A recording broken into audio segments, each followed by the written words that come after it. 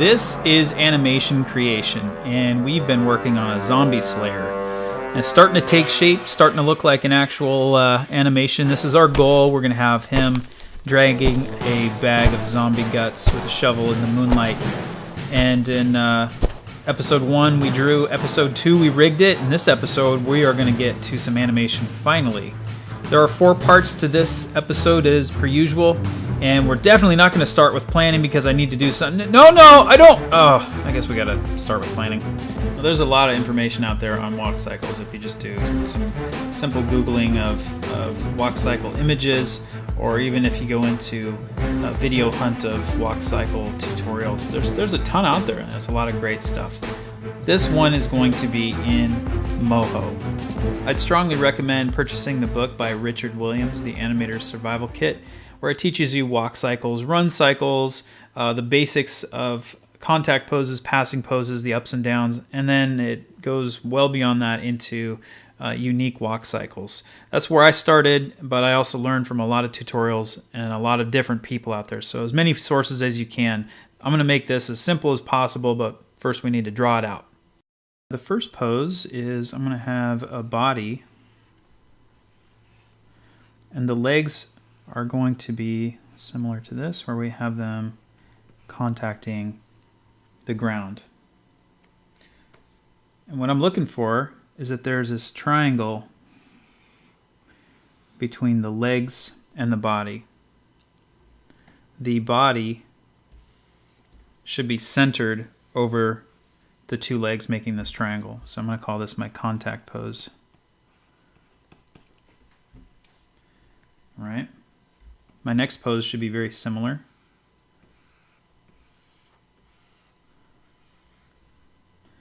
All right, this leg's going to be the same leg.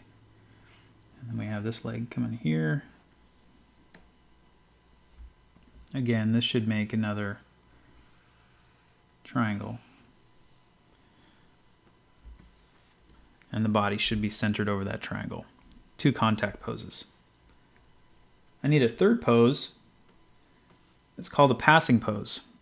And this one is going to go up a little bit when the leg passes the other leg. That's why they call it a passing pose. The body's going to go up. So this leg is going to be the same leg right there. But what does your other leg do?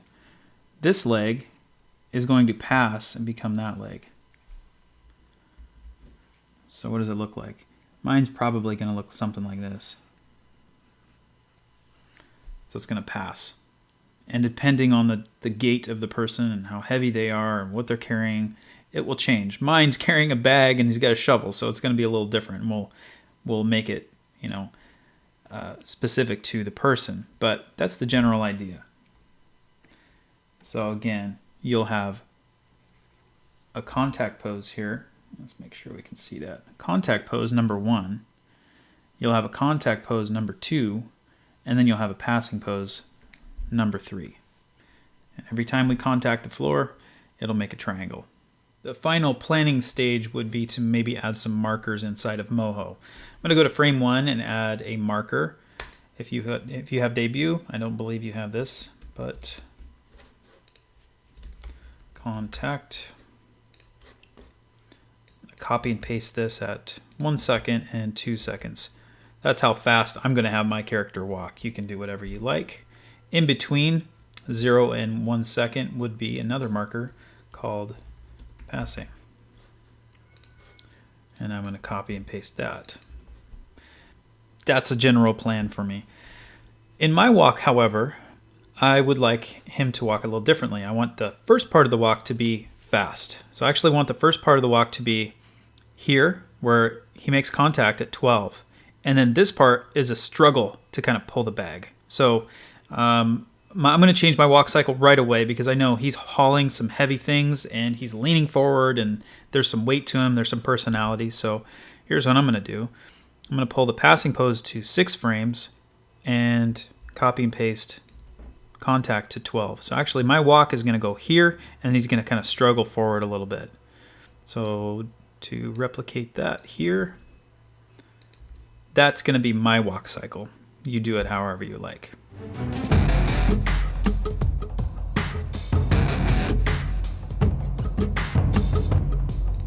first, let's move this guy down to the lower left, using the bottom of the frame as kind of like a ground for now. I'm doing that on frame 0. Next, I'm going to check auto freeze keys. That helps with floating feet. Otherwise, you got to press Control F or Command F on those contact poses. And I'm going to enlarge and zoom in on the timeline just so we can see it. That's all done on frame 0. Going forward to frame 1, I'm going to press Control or Command F and then start moving this guy to his pose. What's his pose for frame 1? Just make sure you're happy with this, because I'm going to refer back to this whenever we're doing a contact pose. So he's leaned forward. I'm still looking for the A in the legs and the body, but my character is hauling something, so I'm changing the animation a bit. Okay, going forward to the next contact pose. This is where the step actually happens. So it's very simple. Pressing Shift, I bring the next foot forward and bring the body forward so that there is another A. To look back on frame 1, onion skinning, if you have it, is really valuable. I'm going to take off relative and take a look at it. It should look similar, except the legs are crossed. Okay, same angle, same bend in the knee. The next contact pose for me is, it's really the same one, but I want there to be a little bit more of a struggle. So the first part of the step is step, and then it's going to keep going forward a bit. So it's like a quick first part of the step, and then it's a bit of a struggle. The passing pose, I'm just going to talk about the feet right now. We'll get to the up and down in a bit. Let's see if I can grab the right one. This foot is passing. And it should look something like that. Okay, so it's coming up a little bit and then down. Depending on how lazy the character is and how much weight it's hauling, depends on where this foot is. Mine could be even lazier like that. All right, so we have a contact pose, we have a passing pose, and then I have just a special kind of extension of the contact pose as he struggles to pull the bag. Don't worry about the hand or the bag quite yet. We'll handle that later. All right, so let's repeat that until we get done with these contact and passing poses. So this contact pose will look similar to our first one. All right, so I'm trying to match this pose with my onion skin with the new one. All right, I can go forward to my extension of my contact pose and make it look just like this one. So again, it should step and then kind of struggle forward. That's good. And then we have a passing pose. Something like that. So let's take a look. We should have contact, passing, contact, contact continuation or extension, passing, contact, and the extension there. All right, saving your work. Turn off onion skinning for now. And then if you want to, you can option right click and play it back. That looks pretty good. Okay, now for ups and downs.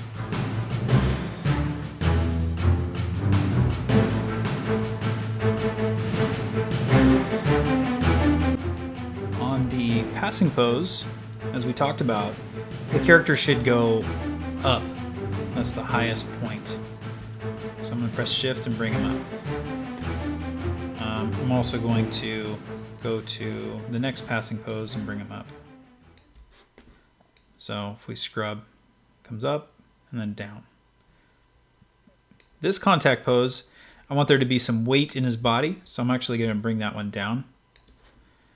And this one should come down as well. Up and down. Depending on how heavy this shovel is and how heavy the bag is, how much you bring that stuff up and down. While I'm here, I'm gonna actually add a foot flop. So in between passing and the contact, I'm gonna bring the foot up a bit so it kind of stays up a bit before it hits. So again, right here.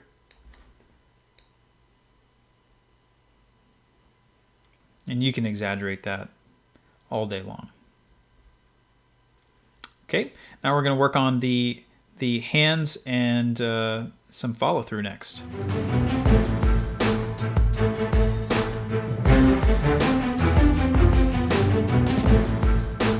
Character's looking pretty good as far as the walk goes, but obviously the arms aren't moving and the bag's not moving, and so we need to animate those two and then work on follow through. So first we're going to move the arms and then we're going to work on follow through. Normally you'd have a character moving their arms back and forth as the walk happens. We have a unique situation where we have a shovel in one hand and then the bag needs to move in the other. Okay, so let's go back to the beginning, and I'm going to pull up my grid, enable grid, and my grid settings are grid spacing 100. I don't use a grid a whole lot, but it might be helpful here. I'm going to first move the target bone. I'm going to work on the bag and this arm. First, I'm going to move the target bone for the hand. Now, there's animation set for all of the keyframes that I put in there because I have auto key freeze keys, and the selected bone can be controlled by the selected bone channels down here. So I'm going to delete those keys, and then I'm going to work forward. It didn't delete any of the other animation, just the keys for this selected bone. So it's really valuable to know, okay, if I have a bone selected, the red channels are for those bones only. All right, so let's move forward, and it shouldn't move at all. So look at that, it's not moving at all. Okay, so let's go forward. Let's look at the spacing here. From the shoulder to the hand is about 2 squares. Okay, so if I kind of keep that spacing, so we have 1, 2.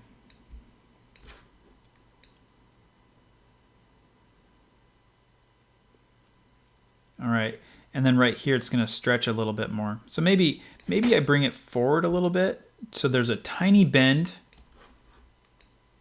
So right where he gets to the end, he's kind of bending his arm, and then it stretches out as he's leaving for his next move. So I'm going to click, and it's going to freeze those poses, or freeze those bones anyway. And then I'm going to go forward and I'm pressing shift. I'm looking for a little bit of a bend, and then it's going to stretch. So there's a little bit of movement there. All right. Next, the bag. So the bag is, let's say, if the hand is here, we have 1, 2, 3.5 frames where that's away from the hand. Okay, so again, I can select this bone and then delete all of my bone keyframes right there and start from scratch. So let's go from here to here. So we got 1, 2, 3.5. 1, 2, 3.5. Okay, about right there. And then it should slide forward a little bit. Maybe it slides to there.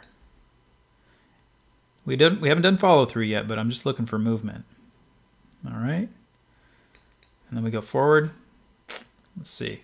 1, 2, 3.5.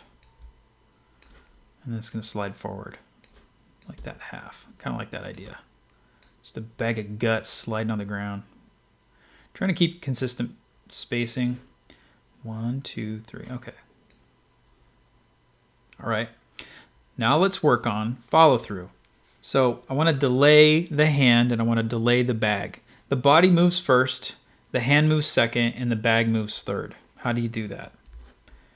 This bone right here has particular animation. If I select it, here are my keys for that bone. So you select the bone and then you're going to move those keys forward 1 frame. It's just subtle, but now it's delayed by 1 frame. Turn off onion skinning. The bag, let's delay that by 2 frames. So I'm going to select my bone and then come down again to the red channel, and I'm going to delay that 1, 2. Let's see what we're working with. So it kind of moves on its own. I don't need the grid anymore. and I'm going to focus on this arm right here. I'm going to do something similar. So I'm just going to animate it like I normally would when the contact pose is down. So I'm going to actually select all three of these. Oops, B. I'm going to select all three of these bones, and you can select multiple bones and then edit the channel as well. I'm going to delete those keys right there. So the contact pose should be down, and let's say there's a little rotation happening there. So I just set my animation state for those bones when there's a contact pose. So let's try to. So what I'm going to do is select all of these bones, and then select these keys and copy and paste them. All right. So any contact pose is going to be there. That position, that rotation for those bones. I'm just pasting those. All right. And then when it's passing, he's going to be going up. So I'm just going to kind of raise it up and maybe rotate this a little bit. Cool. Select all three bones. These keys have all the information for the up pose. Control C. And then I just need to paste them there. So we have a little bit of movement. I don't think there's enough movement, so kind of when he goes down, that should be down, but then maybe it comes up a little bit more, just a touch right there. Let's see what that looks like. Select all bones, select those keyframes, and then paste. Okay, then we can also add a delay and the little follow through that adds that nice little animation. So I have all my bones selected. I select all my keyframes, and let's see what one frame delay looks like. That looks good. Maybe two. That's a little more exaggerated. I kind of like that. So there you go. There's some follow through. You just kind of scooch the keyframes forward in time, and it adds that nice little follow through animation. We can keep adding follow through. Let's say we want the head to bob a little bit. Select the head bone, and I'm going to delete all of those keyframes, and I'm going to play with the position of the bone. Now, since the entire head is attached to that bone, we can animate the bone position. So on a contact pose, it should be the lowest. Let's say that's the lowest, and then I'm just going to copy that position to all the contact position points. Passing pose, it should be the highest, so maybe it's up here. So then I can copy that to my passing pose. All right.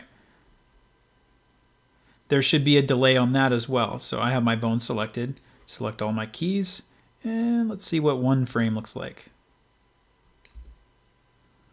Not enough delay for me. I need another frame. Let's see what that looks like. Yeah, there we go.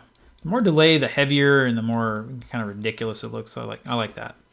I see some tweaks also that I can go for. Check out this arm. It's got a little kind of a little hitch in the giddy up there.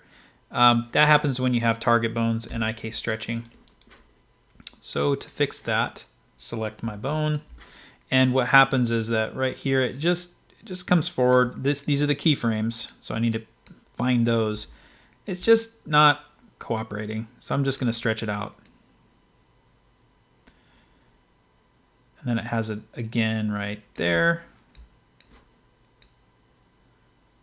I fixed those two. Now we need about 10 seconds of this, so I'm going to set my out point to 10 seconds, and you could go through and animate 10 seconds if you like, or you could copy and paste it and go play a round of golf or something. I'd rather do that. I'm going to copy my keyframes, Control C, go to, after the very last one, edit, paste relative. Awesome. And then we'll do it again. And one more time. By the time I get to the end, I think that's fine. A couple of things you'll notice. It's not perfect, but boy, that just saved a ton of time. The steps look good. The arms look good. There's a bit of stretching on the arms. The head gets lower, and the shovel kind of rotates down. So we can fix those pretty easily. Select the shovel bone, find the rotation handle, and at one point just say, all right, I'm going to right click this, go to select keys to the right. Oops. Select keys to the right and delete. And then I'm going to rotate this guy a little bit. So now it's not going to rotate anymore. It's just going to stay there. That's an easy solution. The head kind of gets a little low. So kind of right there is fine. What I'm going to do is this is going to be a quick fix. I could go in and fix all the keyframes, but the whole face is on a layer. So I could press my layer transform tool and set a keyframe, and then go to the very end of the animation, which is here, and bring it up where it should be. Yay. All right. So it should still bounce because the bone's animating, but the head should stay in a relatively decent spot. Looks good. The hand is stretching out a little bit, which is okay. It's not a big deal. So I'm going to select that bone, and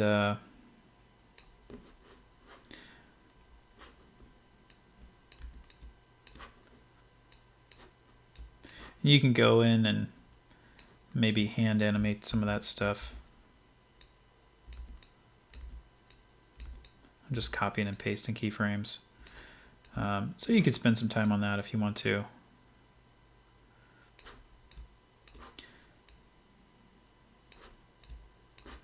Copy those keyframes, paste. And maybe that takes you a few minutes, but but you know, you're not spending hours animating all of this stuff. You're just, you know, fixing a couple of keyframes. So let's consider that good. I don't need this whole thing to be done. That is a walk cycle. I'm just gonna maybe grab 7 seconds or so, and let's take a look at it from frame 1.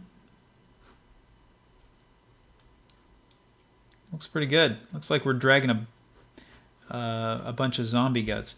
Right here, the arm goes a little crazy, so let's fix some keyframes there. So we at least have,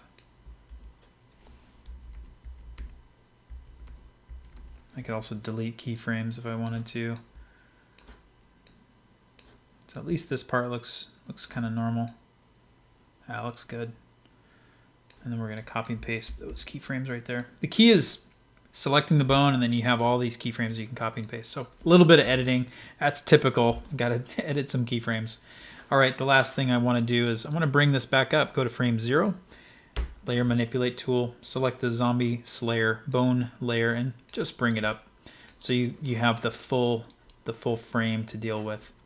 And then we're going to bring him over. So he's going to start on the left and then walk almost off the frame. So finally, we need to export. Command E. On a Mac, I'm going to use QuickTime and ProRes. I'm going to name it and make sure it's saved to the same folder. I always save there. On a PC, you have to make a image sequence with PNGs. So unfortunately, QuickTime is not friendly to PCs. And then you hit OK. It's going to render it out. You might see some errors. You might need to tweak a little bit. But go ahead and render it out, and then make sure you know where your file is so you can access it for the next episode. We finally got to animate, and we focused on contact, passing poses, ups and downs, and some follow through with the arms, the bag, and the head. You can click forward into the compositing episode, the last one, or you can go back to drawing and rigging if you like. This has been the Zombie Slayer coming together, starting to have some life. We'll see you in the next episode. Thanks for watching.